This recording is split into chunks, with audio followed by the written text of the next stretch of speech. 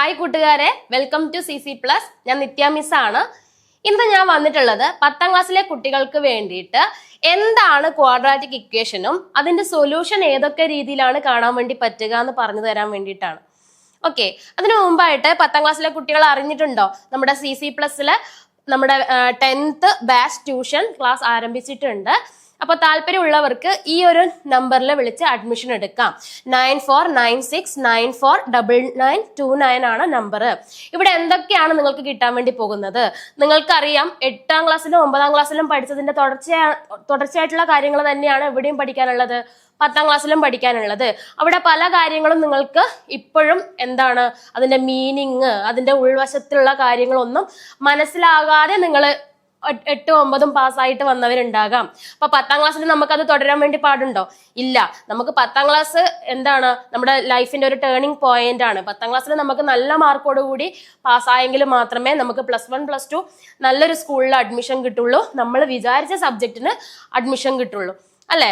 പല കുട്ടികളും ഇപ്പൊ സയൻസ് എടുക്കണം എന്ന് വിചാരിച്ചിട്ട് കൊമേഴ്സിലേക്ക് മാറേണ്ടി വന്നിട്ടുണ്ട്. കൊമേഴ്സ് മോശമാണെന്നല്ല പറഞ്ഞത്, കൊമേഴ്സും നല്ലതാണ്, ഹ്യൂമാനിറ്റീസും എല്ലാ കോഴ്സും നല്ലത് തന്നെയാണ്. പക്ഷെ നിങ്ങൾ എന്താണോ വിചാരിച്ചത്, നിങ്ങൾ സയൻസ് എടുക്കണം എന്നാണോ വിചാരിച്ചത്, അല്ലെങ്കിൽ കൊമേഴ്സ് എടുക്കണം എന്നാണോ വിചാരിച്ചത്, എന്താണോ നിങ്ങൾ വിചാരിച്ചത് അത് നിങ്ങൾക്ക് കിട്ടാതെ വരരുത്. അപ്പൊ നിങ്ങൾ എന്ത് ചെയ്യുക, നിങ്ങൾ ആ മനസ്സിലാവാത്ത ഭാഗങ്ങളൊക്കെ മനസ്സിലാക്കി എടുക്കാൻ വേണ്ടി ശ്രമിക്കുക. എന്നാലും മാത്രമേ 10ാം ക്ലാസ്സിൽ നല്ല മാർക്കോട് കൂടെ നിങ്ങൾക്ക് പാസ്സാവാൻ വേണ്ടി പറ്റുള്ളൂ. അപ്പൊ അതിനു വേണ്ടി ഹെൽപ്പ് ചെയ്യാനാണ് ഞാൻ ഉൾപ്പെടെയുള്ള ടീച്ചേഴ്സ് ഇവിടെ നിങ്ങളെ കാത്തിരിക്കുന്നത്. അപ്പോൾ ഒന്നും കൂടെ പറയാണ്, നമ്മുടെ 10ാം ക്ലാസ്സിന്റെ ബാച്ച് ട്യൂഷൻ ആരംഭിച്ചിട്ടുണ്ട്. അതുകൂടാതെ ഇൻഡിവിജ്വൽ ട്യൂഷൻസും ഉണ്ട്. 1 മുതൽ 10 വരെ ക്ലാസ്സുകളിലുള്ള കുട്ടികൾക്ക് ഇവിടെ ഇൻഡിവിജ്വൽ ട്യൂഷൻസും കൊടുക്കുന്നുണ്ട്. നിങ്ങൾക്ക് ഏതാണോ സൗകര്യപ്രദമായിട്ടുള്ളത് അത് നിങ്ങൾക്ക് ചൂസ് ചെയ്യാം. അതിനാണ് ഈ കാണുന്ന നമ്പറിൽ നിങ്ങളോട് ഞാൻ വിളിച്ച് എന്തൊക്കെയാണ് ഇതിന്റെ ഡീറ്റെയിൽസ് എന്ന് തിരക്കാൻ പറഞ്ഞത്. ഓക്കെ, അപ്പൊ ഒട്ടും വൈകിക്കുന്നില്ല, നമുക്ക് നമ്മുടെ ടോപ്പിക്കിലേക്ക് കടക്കാം. അപ്പൊ എന്താണ് ക്വാഡ്രാറ്റിക് ഇക്വേഷൻ? എന്താണ് ക്വാഡ്രാറ്റിക് ഇക്വേഷന്റെ ഫോം? എന്താണ്? ax² + bx + c = 0 where a ≠ 0. ഇതാണ് ഒരു ക്വാഡ്രാറ്റിക് ഇക്വേഷൻ എന്നുള്ളത് നിങ്ങൾക്ക് അറിയാം, അല്ലെ? അപ്പൊ ഇതിന്റെ പ്രത്യേകത എന്താണ്? ഇവിടെ ഹയസ്റ്റ് പവർ ആയിട്ട് വരുന്നത് എന്താണ്? 2 ആണ്, അല്ലെ? ഇങ്ങനെ ഹയസ്റ്റ് പവർ 2 വരുമ്പോഴേ എന്തെന്ന് നമ്മൾ പറയൂ, അതൊരു ക്വാഡ്രാറ്റിക് ഇക്വേഷൻ, ആ പോളിനോമിയൽ ഇക്വേഷൻ ഒരു ക്വാഡ്രാറ്റിക് ഇക്വേഷൻ ആണെന്ന് പറയണമെങ്കിൽ അതിന്റെ ഹയസ്റ്റ് ഓർഡർ, ഹയസ്റ്റ് പവർ എന്ത് വരണം? 2 വരണം, അല്ലെ? അപ്പൊ ആ വേർ a ≠ 0 എന്ന് പറയുന്നതിൽ പ്രാധാന്യം ഇല്ലേ? ഉണ്ട്. അഥവാ a = 0 ആയിപ്പോയാൽ എന്താ സംഭവിക്കുക? എക്ക് 0 വന്നാൽ എന്ത് സംഭവിക്കും? 0 × x² എന്നാവും, അല്ലെ?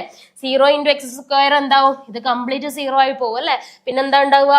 bx + c = 0 എന്നാണ് ഉണ്ടാവുക. ഈ പോളിനോമിയൽ ഇക്വേഷന്റെ പവർ, ഹയസ്റ്റ് പവർ 2 ആണോ വരുന്നത്? അല്ല, 1 ആണ്, അല്ലെ? 2 വന്നാൽ മാത്രമേ ആ പോളിനോമിയൽ ഇക്വേഷനെ നമ്മൾ എന്ത് പറയുള്ളൂ? ക്വാഡ്രാറ്റിക് ഇക്വേഷൻ എന്ന് പറയുള്ളൂ. ക്ലിയർ ആണോ? അപ്പൊ അതാണ് എന്ത് ഒരു ക്വാഡ്രാറ്റിക് ഇക്വേഷന്റെ ഫോം എന്ന് പറയുന്നത്. അപ്പൊ ഇത് മാത്രം എഴുതി വെച്ചാൽ പോരാ. എന്താണ്? ax² + bx + c = 0 എന്ന് മാത്രം എഴുതി വെച്ചാൽ പോരാ. എന്തും കൂടെ നിങ്ങൾ അവിടെ എഴുതാൻ ശ്രദ്ധിക്കണം. a ≠ 0 ആണെന്നുള്ള കാര്യവും കൂടെ അവിടെ മെൻഷൻ ചെയ്യണം. ഓക്കെ അല്ലേ? അപ്പൊ ഇതാണ് ക്വാഡ്രാറ്റിക് ഇക്വേഷൻ, നിങ്ങൾക്ക് അറിയാം. ഇനി എങ്ങനെയാണ് ഒരു ക്വാഡ്രാറ്റിക് ഇക്വേഷൻ സോൾവ് ചെയ്യുന്നത്? എന്താണ് ഈ സോൾവ് ചെയ്യാന്ന് വിചാരിച്ചാൽ? മാത്തമാറ്റിക്സിൽ സോൾവ് ചെയ്യാന്ന് വെച്ചാൽ എന്താണ്? സൊല്യൂഷൻ കണ്ടെത്തുക, അല്ലെ? അവിടുത്തെ അൺനൗൺ ആയിട്ടുള്ള അവിടുത്തെ വേരിയബിൾ എന്താണോ അതിന്റെ പോസിബിൾ വാല്യൂസ് കണ്ടുപിടിക്കുക, അല്ലെ? ഈ ക്വാഡ്രാറ്റിക് ഇക്വേഷനെ സംബന്ധിച്ചിടത്തോളം അവിടുത്തെ അൺനൗൺ ഏതാണ്, അല്ലെങ്കിൽ വേരിയബിൾ ഏതാണ്? എക്സ് ആണ്. അപ്പൊ ആ എക്സിന്റെ പോസിബിൾ വാല്യൂസ് ആണ് നമ്മൾ കണ്ടുപിടിക്കേണ്ടത്. എക്സിന് ഏത് വാല്യൂ കൊടുത്തിട്ട് ഈ കാൽക്കുലേഷൻ, ഈ സമ്മ് നമ്മൾ കണ്ടുപിടിക്കുമ്പോൾ നമുക്ക് 0 കിട്ടുന്നു. ആ 0 കിട്ടുന്നുണ്ടെങ്കിൽ ആ നമ്മൾ ചൂസ് ചെയ്ത എക്സ് ആ വാല്യൂ ആണ് എന്ത് ഇവിടുത്തെ സൊല്യൂഷൻ എന്ന് പറയുന്നത്. സപ്പോസ് ഇവിടെ ഞാൻ -2 എന്ന് കൊടുക്കുമ്പോൾ എനിക്ക് ഈ കാൽക്കുലേഷൻ ചെയ്യുമ്പോൾ ആഡ് ചെയ്ത് എനിക്ക് =0 കിട്ടുന്നുണ്ടെന്ന് വിചാരിക്കുക. അപ്പൊ എനിക്ക് പറയാം ആ തന്നിട്ടുള്ള ക്വാഡ്രാറ്റിക് ഇക്വേഷന്റെ സൊല്യൂഷൻ ആണ് -2. എപ്പോഴും ക്വാഡ്രാറ്റിക് ഇക്വേഷൻ എത്ര സൊല്യൂഷൻസ് ഉണ്ടാവും? 2 സൊല്യൂഷൻസ് ഉണ്ടാവും. ഈക്വൽ സൊല്യൂഷൻ ആവാം, അല്ലെ? അല്ലെങ്കിൽ ഡിഫറെന്റ് ആയിട്ടുള്ള സൊല്യൂഷൻ ഒക്കെ വരാം. അപ്പൊ നോക്കുക, എങ്ങനെയാണ് ഈ തരത്തിലുള്ള ക്വാഡ്രാറ്റിക് ഇക്വേഷൻ, ഈ തരത്തിലുള്ള പോളിനോമിയൽ ഇക്വേഷൻ ഏത് തരത്തില് പവർ 2 വരുന്നത്, അപ്പോഴാണ് ക്വാഡ്രാറ്റിക് ഇക്വേഷൻ എന്ന് നമ്മൾ പേര് വിളിക്കുന്നത്. അതിന്റെ സൊല്യൂഷൻ എങ്ങനെ നോക്കാം. പ്രധാനമായിട്ടും നമ്മൾ 2 മെത്തേഡ്സ് ആണ് പഠിക്കുന്നത്. ഒന്നെന്താണ്, ഫാക്ടറൈസേഷൻ മെത്തേഡ് ആണ്. രണ്ടാമത്തെ എന്താണ്, നമ്മളൊരു ക്വാഡ്രാറ്റിക് ഫോർമുല പഠിക്കും അല്ലെ, എക്സ് ഇസ് ഈക്വൽ ടു എന്നുള്ള ആ ഒരു ഫോർമുല പഠിക്കും. അതെന്താണെന്ന് അടുത്ത സ്ലൈഡിൽ ഞാൻ പറഞ്ഞു തരാം. അപ്പൊ ആദ്യം നമുക്ക് ഫാക്ടറൈസേഷൻ മെത്തേഡ് എന്താണെന്ന് നോക്കാം. അവിടെ നമ്മൾ എന്താണ് ചെയ്യുന്നത്, split the middle term and factorise. Split the middle term and factorise. Middle ടേമിനെ സ്പ്ലിറ്റ് ചെയ്യുക, ഫാക്ടറൈസ് ചെയ്യുക. അപ്പൊ നമുക്ക് എന്ത് കിട്ടും, എക്സിന്റെ വാല്യൂ കിട്ടും. നോക്കുക, ഇവിടെ മിഡിൽ ടേം എന്താണ്, ബി എക്സ് അല്ലേ. ആ ബി എക്സിനെ നമ്മൾ സ്പ്ലിറ്റ് ചെയ്യുന്നു, എന്നിട്ട് നമ്മൾ ഗ്രൂപ്പ് ചെയ്ത് ഫാക്ടറൈസ് ചെയ്ത് എക്സിന്റെ വാല്യൂ കണ്ടുപിടിക്കുന്നു. അതാണ് നമുക്ക് ചെയ്യാനുള്ളത്. അപ്പൊ നോക്കുക, അതിനൊരു എക്സാമ്പിൾ ആയിട്ട് ഞാൻ കൊടുത്തിട്ടുണ്ട്. എന്താണ്, x square plus 5x plus 6 equal to 0. അതൊരു ക്വാഡ്രാറ്റിക് ഇക്വേഷൻ അല്ലേ, ആണ് അല്ലേ. എയുടെ സ്ഥാനത്ത് എന്താ വന്നത്, ഇവിടെ 1 ഉണ്ട് അല്ലേ. എയുടെ സ്ഥാനത്ത് 1, a equal to 1, b equal to എന്താ വന്നത്, b equal to 5, c equal to എന്താ വന്നത്, സി ഈക്വൽ ടു 6 അല്ലെ, c equal to 6. In case ഇവിടെ -6 ആണ് വന്നതെങ്കിൽ നിങ്ങൾ സി എന്ത് ചൂസ് ചെയ്യണം, -6 എന്ന് ചൂസ് ചെയ്യണം. ഇതിന്റെ ഇടയിൽ എവിടെയെങ്കിലും മൈനസ് വന്നാൽ എപ്പോഴും ആ മൈനസ് നമ്മൾ ഏതിന്റെ കൂടെ ചേർക്കണം, കോഎഫിഷ്യന്റ് കൂടെ ചേർക്കണം. കോഎഫിഷ്യന്റ് അല്ലെങ്കിൽ കോൺസ്റ്റന്റ് ടേമിന്റെ കൂടെ ചേർക്കണം. ഓക്കെ അല്ലേ. അപ്പൊ ഇവിടെ എല്ലാം പ്ലസ് ആണ്. അപ്പൊ നമുക്ക് 1, 5, 6 എന്നുള്ള രീതിയിൽ തന്നെയാണ് ABC വാല്യൂസ് എടുക്കാൻ വേണ്ടി പറ്റുന്നത്. ഇനി തൊട്ടടുത്ത സ്റ്റെപ്പിൽ ഞാൻ എന്താ ചെയ്ത് വെച്ചിരിക്കുന്നത്, എക്സ് സ്ക്വയർ അതേപോലെയുണ്ട് അല്ലെ, 6 അതേപോലെയുണ്ട്, 0 അതുപോലെയുണ്ട്. എവിടെയാ മാറ്റം വന്നിട്ടുള്ളത്, 5xനെ ഞാൻ സ്പ്ലിറ്റ് ചെയ്തിട്ട് 2x പ്ലസ് 3x എന്ന് എഴുതി. എന്തുകൊണ്ട് 5xനെ ഞാൻ 2x പ്ലസ് 3x തന്നെ എഴുതി, എന്തുകൊണ്ട് ഞാൻ 1x പ്ലസ് 4x എഴുതിയില്ല, എന്തുകൊണ്ട് എഴുതിയില്ല? അപ്പൊ അതിന് നമ്മൾ ഏത് നമ്പറാണ് ഇവിടെ നമ്മൾ ചൂസ് ചെയ്തിട്ട് സ്പ്ലിറ്റ് ചെയ്യേണ്ടത്, അത് നമ്മൾ ആദ്യം മനസ്സിലാക്കി വെക്കണം. അപ്പൊ നിങ്ങൾ അതിന് വേണ്ടിയിട്ട് ഓർക്കേണ്ട കാര്യം ഇത്ര മാത്രമാണ്. ഏതോ 2 വാല്യൂസ് ഉണ്ട്. ഓക്കെ, ആ 2 വാല്യൂസ് തമ്മിൽ മൾട്ടിപ്ലൈ ചെയ്താൽ നമുക്ക് എന്ത് കിട്ടും, ഈ കോൺസ്റ്റന്റ് ടേം കിട്ടും. എന്ത് കിട്ടും, കോൺസ്റ്റന്റ് ടേം, അതായത് സി കിട്ടും. ഇവിടെ സിയുടെ വാല്യൂ എത്രയാണ്, 6 ആണ്. ഓക്കെ, 6 കിട്ടും. ഏതോ 2 വാല്യൂസ് തമ്മിൽ മൾട്ടിപ്ലൈ ചെയ്താൽ സി കിട്ടും. ഇവിടെ എന്താണ്, അത് 6 ആണ്, 6 കിട്ടും. ഇനി അതേ 2 നമ്പർ തമ്മിൽ ആഡ് ചെയ്താൽ നമുക്ക് എക്സിന്റെ കോഎഫിഷ്യന്റ് എന്താണ്, ബി ആണ്. ഇവിടെ എന്താണത്, 5 ആണ് അല്ലെ. എക്സിന്റെ കോഎഫിഷ്യന്റ് കിട്ടണം. അപ്പൊ നോക്കുക, നമുക്ക് അറിയാത്ത ഏതോ 2 വാല്യൂസ് ഉണ്ട്. ഈ 2 വാല്യൂസ് കണ്ടുപിടിക്കാനുള്ള ടെക്നിക്കാണ് പറയുന്നത്. എന്താണ്, നമുക്കറിയാത്ത ഏതോ 2 വാല്യൂസ് ഉണ്ട്. ആ 2 വാല്യൂസ് തമ്മിൽ മൾട്ടിപ്ലൈ ചെയ്യുമ്പോൾ നമുക്ക് ഇവിടുത്തെ കോൺസ്റ്റന്റ് ടേം സി കിട്ടണം. അതേപോലെ അതേ 2 നമ്പർ തമ്മിൽ ആഡ് ചെയ്യുമ്പോൾ നമുക്ക് എന്ത് കിട്ടണം, എക്സിന്റെ കോഎഫിഷ്യന്റ് ആയ ബി കിട്ടണം. അപ്പൊ ഇവിടെ സി എന്ന് പറയുന്നത് 6 ആണല്ലോ, ബി എന്ന് പറയുന്നത് 5 ആണല്ലോ. അപ്പൊ ഏതോ 2 നമ്പർ ഉണ്ട്, അത് തമ്മിൽ മൾട്ടിപ്ലൈ ചെയ്യുമ്പോൾ ആദ്യം 6 കിട്ടുന്നു. അതാണ് നമ്മൾ എപ്പോഴും നോക്കേണ്ടത്. മൾട്ടിപ്ലൈ ചെയ്യുമ്പോൾ എന്ത് കിട്ടുന്നു നോക്കിയാൽ അതിന്റെ കോമ്പിനേഷൻ എടുത്തിട്ട് നമുക്ക് അഡീഷൻ ചെക്ക് ചെയ്താൽ മതി. ഓക്കെ, അപ്പൊ നോക്കുക, എന്തൊക്കെ നമ്പേഴ്സ് തമ്മിൽ മൾട്ടിപ്ലൈ ചെയ്താൽ നമുക്ക് 6 കിട്ടും. 1 into 6 ചെയ്താൽ 6 കിട്ടില്ലേ, കിട്ടും. -1 into -6 ചെയ്താൽ 6 കിട്ടില്ലേ, കിട്ടും. പിന്നെന്താണ്, 2 into 3 ചെയ്താൽ 6 കിട്ടില്ലേ, കിട്ടും. -2 into -3 ചെയ്താലും 6 കിട്ടുമല്ലോ, കിട്ടും. അപ്പോ ഇതില് ഈ 4 സെറ്റ് ഉണ്ടല്ലോ, 4 പെയർസ് ഉണ്ടല്ലോ. ഒന്നെങ്കിൽ 1ഉം 6ഉം ആയിരിക്കും പെയർ. ഇവിടെ എഴുതേണ്ട കാര്യമാണ് പറഞ്ഞത്. ഒന്നെങ്കിൽ 1ഉം 6ഉം ആയിരിക്കാം, അല്ലെങ്കിൽ -1ഉം -6ഉം ആയിരിക്കാം, അല്ലെങ്കിൽ 2ഉം 3 ആയിരിക്കാം, അല്ലെങ്കിൽ -2ഉം -3 ആയിരിക്കാം. ഇത്രയാണ് പോസിബിലിറ്റീസ്. ഇനി ഇതിൽ ഏത് പെയറാണ് വരിക എന്നുള്ളത് നമ്മൾ എങ്ങനെ ചെക്ക് ചെയ്യണം?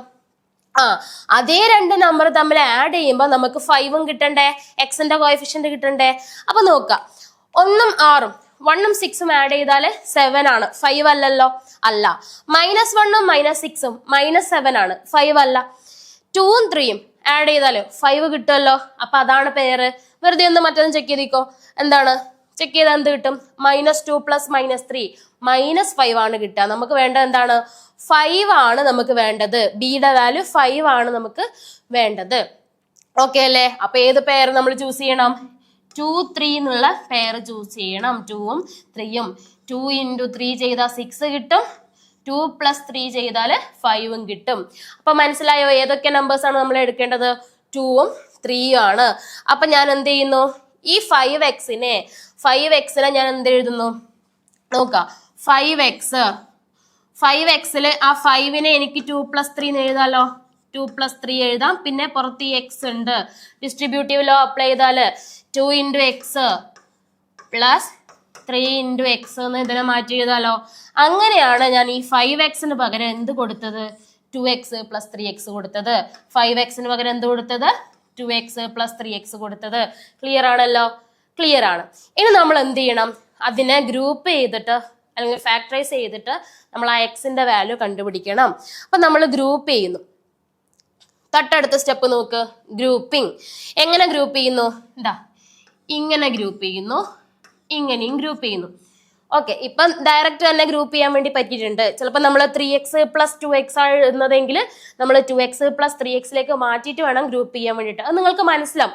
കോമൺ ഫാക്ടേഴ്സ് ഉണ്ടോ എന്നുള്ളത് നോക്കിയാൽ മതി. കോമൺ ഫാക്ടേഴ്സ് ഉള്ളതിനെ പുറത്തെടുക്കാൻ വേണ്ടിയിട്ടാണ് നമ്മളിങ്ങനെ ഗ്രൂപ്പ് ചെയ്യുന്നത്. അപ്പൊ ഇവിടെ നോക്ക്, x² + 2x, X common factor അല്ലേ? അപ്പൊ ഇവിടുന്ന് എക്സ്, ഇവിടുന്ന് ഒരു എക്സ് ഞാൻ പുറത്തെടുത്താല് ബാക്കി അവിടെ x + 2 ആണ് ഉണ്ടാവുക. ഓക്കെ അല്ലേ? ഇനി ഇവിടെ 3 കോമൺ ഫാക്ടർ ഉണ്ട് അല്ലേ? 6നെ നമുക്ക് 2 into 3 എന്ന് എഴുതാമല്ലോ. അപ്പൊ 3 പുറത്ത് വന്നാല് ബാക്കി അകത്ത് എന്തുണ്ടാവും? x + 2 എന്നാണ് ഉണ്ടാവുക. അപ്പൊ 3 into x + 2. മനസ്സിലായോ?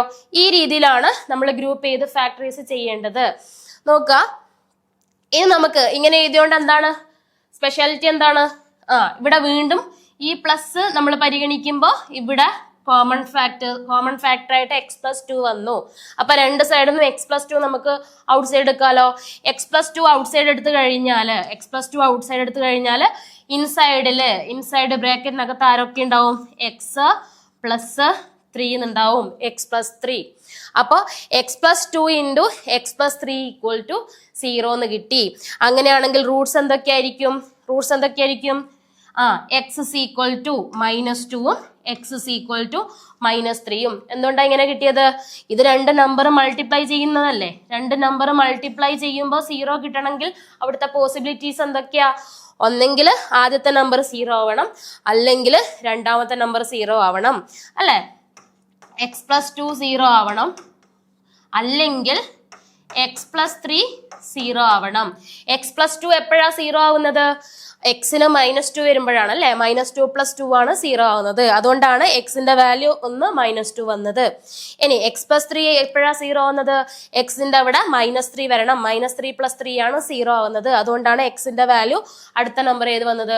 -3 വന്നത്. അപ്പൊ നമുക്ക് പോസിബിൾ റൂട്ട്സ് കിട്ടിയല്ലോ. എന്തൊക്കെയാണ്? -2ഉം -3ഉം. നിങ്ങൾക്ക് ഡൗട്ട് ഉണ്ടെങ്കിൽ ആ -2ഉം -3 ഇവിടെ കൊടുത്ത് ചെയ്ത് നോക്കുക. 3 കിട്ടുന്നുണ്ടോ? അപ്പൊ പോസിബിൾ റൂട്ട്സ് ആണ് നമുക്ക് കിട്ടിയത്. രണ്ട് റൂട്ട്സ് കിട്ടി, -2ഉം -3ഉം. അപ്പൊ നിങ്ങൾ നോക്കുക, ഇങ്ങനെ ഗ്രൂപ്പ് ചെയ്യുന്ന സമയത്ത് ഞാൻ നേരത്തെ പറഞ്ഞതുപോലെ നിങ്ങൾ ഇവിടെ 3xും ഇവിടെ 2xും വെച്ചിട്ട് ഗ്രൂപ്പ് ചെയ്ത് കഴിഞ്ഞാൽ നിങ്ങൾ ആ എക്സിനെ പുറത്തെടുത്ത് കഴിഞ്ഞാൽ മറ്റേ സെറ്റിന് ഇങ്ങനെ നമുക്ക് പുറത്തെടുക്കാനോ അല്ലെങ്കിൽ ഇതുപോലെ നമുക്ക് a into b ഫോമില് അവസാനം കിട്ടില്ല. നമുക്ക് a into b = 0 ഫോമിൽ കിട്ടിയെങ്കിൽ മാത്രമേ നമുക്ക് എന്ത് കണ്ടുപിടിക്കാൻ വേണ്ടി പറ്റുള്ളൂ? എക്സിന്റെ വാല്യൂസ് കണ്ടുപിടിക്കാൻ വേണ്ടി പറ്റുള്ളൂ. അപ്പൊ നിങ്ങൾ മറ്റേ രീതിയിൽ 3x ഇപ്പോഴും 2x അപ്പുറം എടുത്തിട്ട് നിങ്ങളൊന്ന് ഫാക്ടറൈസ് ചെയ്ത് നോക്ക്. അപ്പൊ നിങ്ങൾക്ക് കിട്ടില്ല. അപ്പൊ എന്തുകൊണ്ട് ഇങ്ങനെ തന്നെ എടുക്കണം എന്നുള്ളത് നിങ്ങൾക്ക് മനസ്സിലാവും, എന്താണ് അതിന്റെ റീസൺ എന്നുള്ളത്. ഓക്കെ അല്ലേ? അപ്പോ ആ ഒരു മെത്തേഡ് നിങ്ങൾക്ക് പിടികിട്ടി. മറ്റേ മെത്തേഡ് എന്താണ്? Quadratic formula. എന്താണ് ക്വാഡ്രാറ്റിക് ഫോർമുല?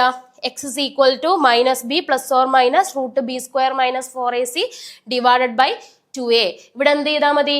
നമ്മൾ ആ ABC വാല്യൂസ് എന്തൊക്കെയാണെന്ന് നോക്കിയിട്ട് ഇവിടെ സബ്സ്റ്റിറ്റ്യൂട്ട് ചെയ്യുക, കാൽക്കുലേഷൻ ചെയ്യുക. ഒരു എക്സാമ്പിൾ പെട്ടെന്ന് നോക്കാം. ഓക്കെ, എന്താണ്? 2x² + 3x - 2 = 0 ആണ് ക്വാഡ്രാറ്റിക് ഇക്വേഷൻ വരുന്നത്. നോക്കിയേ, ഇവിടെ എന്താ പ്രത്യേകത? A B C 3 വാല്യൂസ് ഉണ്ട് അല്ലെ. നേരത്തെ പ്രത്യേകത എന്തായിരുന്നു? എയുടെ എ എന്നുള്ള വാല്യൂ 1 ആയിരുന്നു അല്ലെ. നേരത്തെ നോക്കി ഇവിടെ 1 ആയിരുന്നില്ലേ? A equal to 1.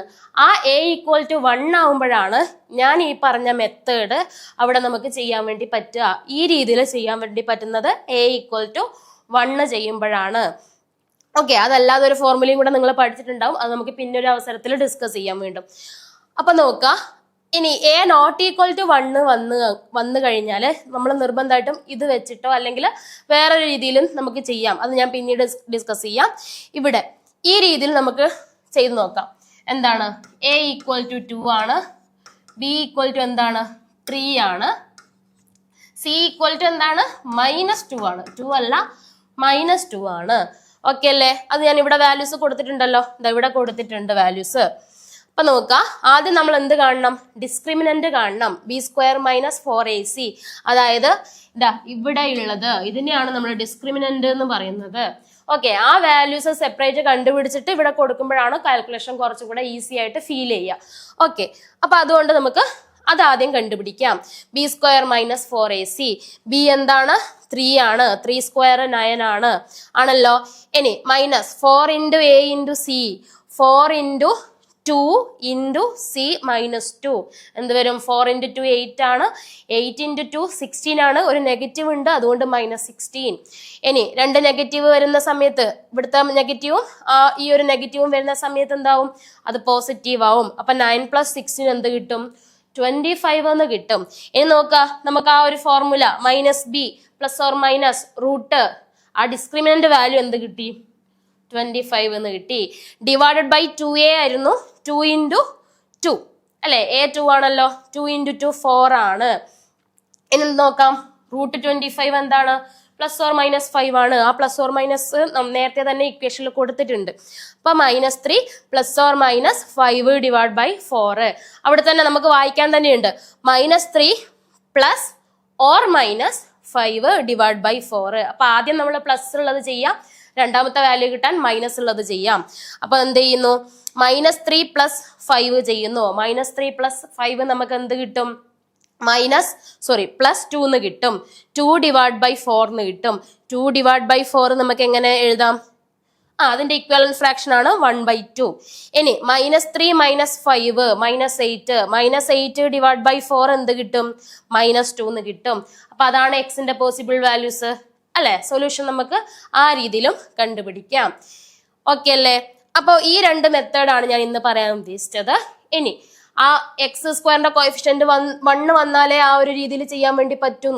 ഏതോ 2 നമ്പർ ഉണ്ട്, അത് തമ്മിൽ മൾട്ടിപ്ലൈ ചെയ്താല് കോൺസ്റ്റന്റ് ടേം c കിട്ടും. അതേ 2 നമ്പർ തമ്മിൽ ആഡ് ചെയ്താല് എന്ത് കിട്ടും? എക്സിന്റെ കോഎഫിഷ്യന്റ് b കിട്ടും. ആ ഒരു മെത്തേഡ് x² കോഎഫിഷ്യന്റ് 1 ആണെങ്കിൽ മാത്രമാണ് നമുക്ക് ചെയ്യാൻ വേണ്ടി പറ്റാന്ന് പറഞ്ഞു. അതല്ലാതെ സ്പ്ലിറ്റിംഗ് ടേം ചെയ്യുന്നത് ഉണ്ട്. എന്താണ്? മിഡിൽ ടേം സ്പ്ലിറ്റ് ചെയ്യുന്ന മെത്തേഡ് ഉണ്ട്. x² - α + β x α × β = 0. ഇത് വെച്ചിട്ട് ചെയ്യുന്നതുണ്ട്. അത് നമുക്ക് പിന്നെ ഒരു അവസരത്തിൽ ഡിസ്കസ് ചെയ്യാം. അത് നിങ്ങൾക്ക് ആവശ്യമുണ്ടെങ്കിൽ നിങ്ങളത് കമന്റ് ചെയ്യാം. അടുത്ത ഇതുപോലെയുള്ള ഒരു പുതിയ വീഡിയോയിൽ നമുക്കത് ഡിസ്കസ് ചെയ്യാം. ഓക്കെ അല്ലേ? അപ്പോൾ ഞാൻ ഒന്നും കൂടെ ഓർമ്മപ്പെടുത്തുകയാണ്, നമ്മുടെ 1-to-1 ട്യൂഷൻ നമ്മുടെ CC+ അവൈലബിൾ ആണ്.